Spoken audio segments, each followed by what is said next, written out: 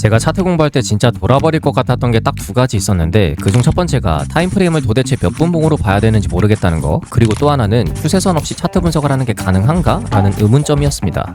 지금이야 이 두 가지를 마치 지구는 원래 둥글지라는 식으로 너무나도 당연하게 분석하고 있지만 과거에는 결코 그렇지 못했거든요.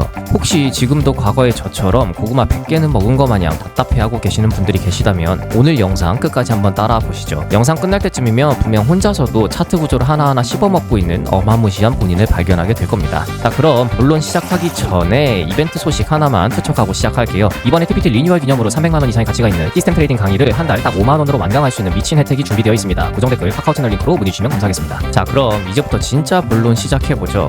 일단 첫 번째 고민, 몇 분봉 봐야 되나요? 사실 이 질문은 과거의 저한테만 해당되는 게 아니라 아마 트레이딩 채널 질문 중에 압도적으로 높은 비율을 차지하고 있는 질문 중 하나일 겁니다. 저도 처음에 진짜 미쳐버릴 뻔했습니다. 누구는 4시간 봉 보라 그러고 누구는 1시간 봉 보라 그러고 심지어 어떤 사람은 그날 다르다고 그러고 앉아있고, 이건 뭐 기준이 전부 다르니까 카오스, 혼동 그 자체였습니다. 근데 여러분들은 제발 방황하지 말고 이제부터 그냥 제가 알려드리는 대로만 하세요. 내가 만약에 단타 치는 사람이다? 그럼 메인 프레임은 15분봉으로 보고 진입 타점은 5분봉에서 보시면 됩니다. 괜히 복잡하게 생각할 필요 없습니다. 15분봉을 메인으로 쓰는 이유는 딱 하나입니다. 단타 호흡에 가장 적절하고 또 단타 입장에서 차트 신뢰도가 가장 높기 때문이죠. 자, 그럼 첫 번째 고민은 30초 만에 이렇게 해결했습니다. 오늘 영상의 핵심이자 진짜 본질인 두 번째 주제에 대해서 알아보도록 하죠. 차트 분석을 배우려고 여기저기 검색하다 보면 하나같이 추세선을 얘기하는 걸 알 수 있습니다. 근데 이 추세선이 막상 직접 그어보면 이게 딱 맞아떨어지는 게 없어서 영 찜찜하기도 하고, 잘 맞아떨어지는 선 그으려고 이것저것 작도를 하다 보면 낙서장처럼 선이 빼곡 쌓여있는 걸 발견하게 됩니다. 근데 이렇게 작도를 해놓고 봤을 때 합리적인 인간이라면 이런 생각이 들지 않을 수가 없습니다. 이걸 분석이라고 할 수 있는 건가? 솔직히 이런 합리적 의심을 단 한 번이라도 해보셨을 분들은 지금부터 제가 사용하는 추세 분석 기법이 아마 훨씬 합리적이고 편하게 느껴지실 겁니다. 자, 일단 우리가 추세 분석을 하기 전에 한 가지 더 중요한 질문에 대해서 답을 해봐야 됩니다. 우리 지금 이 추세 분석 본질적으로 왜 하나요? 다들 1초 만에 대답하셨겠죠? 트레이딩에 있어서 추세는 확률입니다.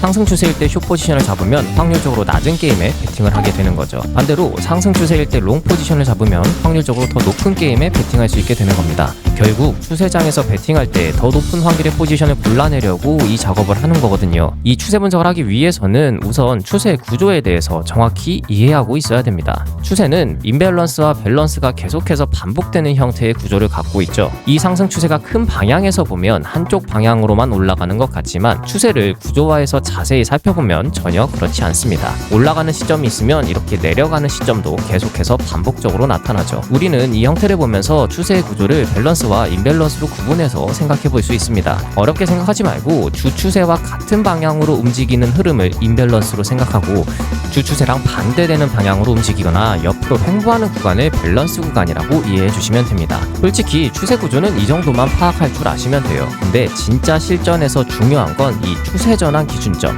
이 기준을 똑바로 잡는 게 핵심입니다. 자, 그럼 이 추세 전환 기준점을 어떻게 식별할 수 있을까요? 이 추세 전환 기준점은 일종의 방어선 역할이라고 생각하면 되는데요. 두 가지 특징을 기준으로 잡을 겁니다. 첫째, 최신성.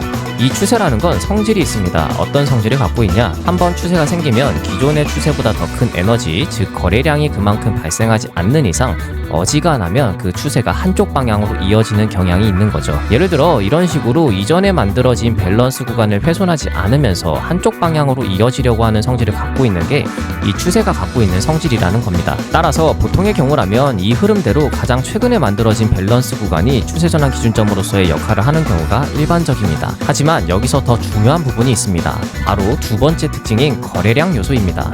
차트를 예시를 한번 볼게요. 우선 기본 원칙대로 이 차트도 추세의 구조화 작업을 먼저 해볼게요. 하락 추세에서 저점을 낮춘 이 구간을 임밸런스 구간으로 체크하고, 그리고 반등이 나온 이 지점을 밸런스 구간, 그리고 다시 한번 저점을 갱신한 이 지점을 임밸런스 구간, 그리고 다시 한번 주추세와 반대되는 움직임이 나온 이 지점을 밸런스 구간으로, 그리고 가장 최근에 다시 한번 저점을 갱신하고 있는데 이 구간이 앞으로 새로운 임밸런스 구간으로 형성될 모양새가 보이죠. 중요한 건 만약 지금 보이는 차트처럼 이렇게 최근에 만들어진 밸런스 구간에서 별로 유의미한 거래량이 보이지 않는다면 이런 자리에서 나중에 반대의 힘이 유입됐을 때 어떻게 될 것인가에 대해서 한번 고민을 해봐야 된다는 거죠. 거래량이 적다는 건 그만큼 방어선으로서의 역할이 물렁물렁할 수 있다는 것이기 때문에 추세가 깨졌는지 안 깨졌는지에 대한 신뢰도 부분에 있어서 그렇게 높은 점수를 줄 수가 없습니다. 그렇기 때문에 추세 전환 기준점을 식별하려고 할 때 무엇보다 중요하게 생각해야 되는 것은 이 거래량이 유의미하게 발생했던 자리가 어디인지를 먼저 구분하는 것이 가장 중요합니다. 예를 들어 이러한 자리는 추세의 구조와 형태만 봤을 때 최신성 성질을 갖고 있는 밸런스 구간으로 추세 전환 기준점으로 판단할 수 있지만 거래량을 체크해보면 방어선으로서의 역할을 하기가 어렵다고 판단되죠. 이런 경우에는 이 자리를 추세 전환 기준점으로 삼는 게 아니고 더 이전에 만들어졌지만 거래량이 유의미하게 있는 이런 자리를 하나의 유의미한 추세 전환 기준점으로 체크를 해볼 수가 있는 것입니다. 몇 가지 차트 예시를 더 살펴보면서 복습을 한번 해보도록 할게요. 가장 최근에 만들어진 밸런스 구간이 어디로 보이시나요? 바로 이 지점으로 체크를 해볼 수 있겠죠. 그렇기 때문에 이 라인이 깨지기 전까지는 일단 최우선적으로 롱 포지션 전략을 먼저 고민해 볼 수 있는 전략을 한번 세워볼 수가 있습니다. 첫 번째 사례는 아주 쉬웠습니다. 다음 차트를 한번 볼게요. 이 차트에서는 밸런스와 임밸런스를 이런 식으로 구조화를 해볼 수가 있습니다.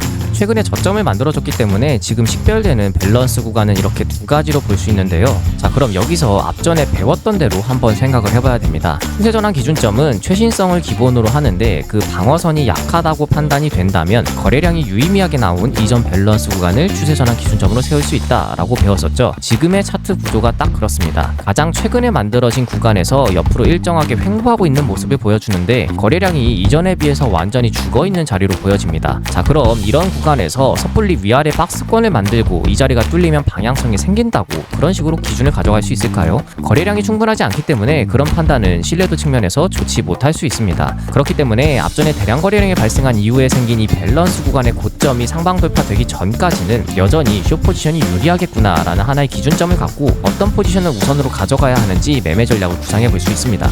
자, 다른 차트를 한번 또 예시로 볼게요. 이번에는 밸런스 구간을 잡기가 굉장히 모호한 차트예요. 왜냐면 새로운 고점을 만들어주기 전까지는 이 자리가 밸런스 구간인지 아닌지 정확히 식별하기 어렵기 때문입니다. 따라서 이럴 때는 이 추세를 만들어준 가장 큰 거래량이 있는 캔들이 어떤 것인지를 기준으로 하면 조금 더 쉬워집니다. 바로 이런 캔들이 될 수 있겠죠.